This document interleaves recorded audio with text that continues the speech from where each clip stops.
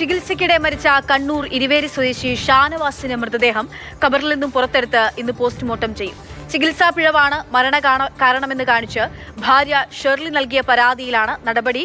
Bengaluru Victoria ആശുപത്രിയിൽ നടത്തിയ ചികിത്സയ്ക്ക് പിന്നാലെ കഴിഞ്ഞ മാർച്ച് 15-നാണ് ഷാനവാസ് മരിച്ചത്. CK വിജയൻ വിവരങ്ങളുമായി ചേരുകയാണ്. CK, ചികിത്സാ പിഴവാണ് കുടുംബം ആരോപിച്ച പ്രധാനപ്പെട്ട ഒരു കാര്യം എന്ന് പറയുന്നത്. എപ്പോഴാണ് മൃതദേഹം പുറത്തെടുക്കുക, പോസ്റ്റ്മോർട്ടം ഉൾപ്പെടെയുള്ള നടപടികൾ നടക്കുക? മൃതദേഹം പുറത്തെടുത്തു കഴിഞ്ഞു. മൃതദേഹം പുറത്തെടുത്ത് ഈ ഖബർസ്ഥാനിന്റെ കുറച്ച് മാറി അവിടെ ഒരു പ്രത്യേകം തയ്യാറാക്കിയ ഒരു പന്തൽ ഉണ്ടാക്കി. ആ പന്തലിൽ വെച്ച് ഇപ്പോൾ ഫോറൻസിക് സർജന്മാർ ഉൾപ്പെടെയുള്ള ആൾക്കാർ ഈ മൃതദേഹത്തിൽ പരിശോധന നടത്തി വരികയാണ്.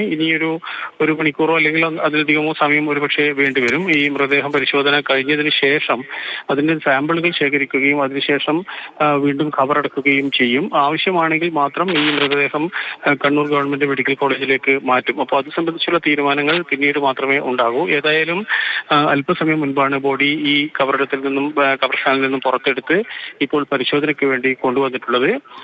കർണാടകത്തിലെ വിവിപുര പോലീസ് സ്റ്റേഷനിൽ നിന്നുള്ള 8 പോലീസ്, ഒരു SI ഉൾപ്പെടെയുള്ള 8 പോലീസ് ഓഫീസർമാർ, കണ്ണൂർ തഹസിൽദാർ മനോജ്, അതോടൊപ്പം തന്നെ ബാക്കി ചക്രക്കൽ സർക്കിൾ ഇൻസ്പെക്ടർ ഉൾപ്പെടെയുള്ള പരിയാരം ഗവൺമെന്റ് മെഡിക്കൽ കോളേജിലുള്ള ഫോറൻസിക് സർജൻ, അതോടൊപ്പം തന്നെ പോലീസിന്റെ സർജന്മാർ, ഇങ്ങനെയുള്ള ആൾക്കാരെല്ലാം ചേർന്ന്. ശരി, CK ആണ് വിവരങ്ങൾ നൽകുന്നത്. ഇത് ചികിത്സയിൽ പിഴവ് സംഭവിച്ചിരിക്കുന്നു, അത് അറിയണം എന്നുള്ളതാണ്, അന്വേഷിക്കണം എന്നുള്ളതാണ് കുടുംബത്തിന്റെ ആവശ്യം.